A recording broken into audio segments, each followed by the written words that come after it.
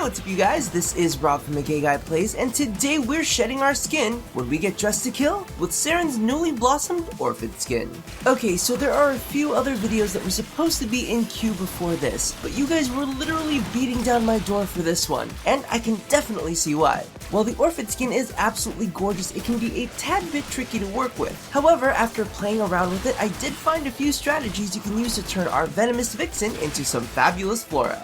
Now, you can pick up Saryn's Orphid skin in the market for 165 plat. Just be very aware that this will only be available for a limited time, so pick it up ASAP because who knows when it'll come back around. In addition, for 200 plat, you can pick up the Deluxe skin collection, which also includes the very difficult to pronounce Cyskis skin for the dual Zoren, and the Melia Sugatra, which are exclusive in the bundle. I personally love the look of the dual Zoren here, so I'd suggest you pick that bundle up for only 35 more plat, but that's just me.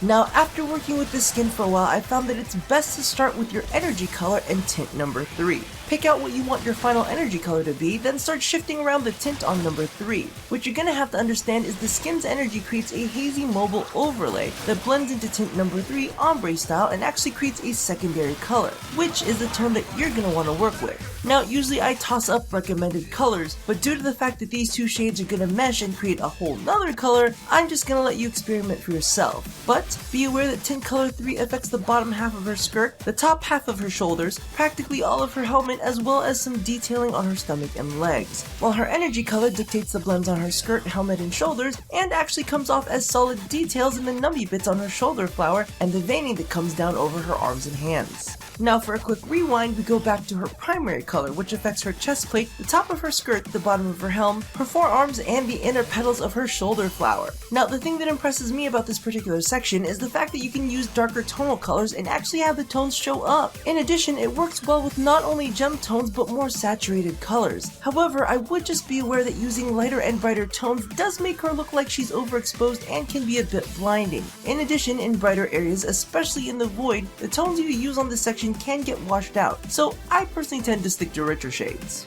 Now, her secondary color tints a lot of the base of the frame, from her legs to upper arms and her collar. For this, I go to my trusty mid-tone grays, as anything lighter can slip into the "whoo, look at me, I'm glowing" area. Now, I did try it with darks and honestly it looks fine, but I'm just not as into that as I am the gracious. Now, for one of my favorite parts, tint color 4 has probably been one of the funnest tones to play with, as I actually like using accent shades that aren't pulled directly from the frame. So it's definitely a fun way to add color. However, this does suffer the same issues a few of the other tint colors. It goes insanely bright so easily. So stick to darker shades and you'll still definitely get a lot of tone out of them.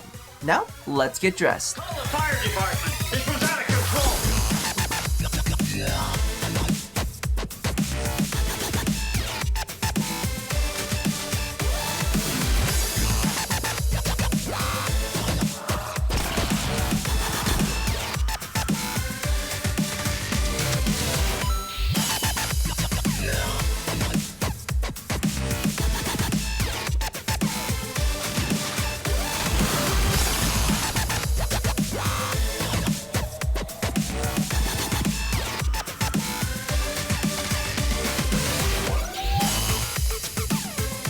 So all in all, I am slightly obsessed with the skin. While it does require a little playing with, I find it incredibly enjoyable to customize. While I myself am not the biggest fan of the floppy flower on her shoulder, I am extremely impressed with its direct ties into fashion, from its heelless wedges to the ombre effect that is created by the layering of energy color over tint number 3. All the while, it's juxtaposed by some serious badassery in the metal details that embellish her skirt, chest plate, and the back of her helm. This is one savage beauty. And surprisingly, Saryn proves that yet again, there is more than one way to play with that bodacious bounty.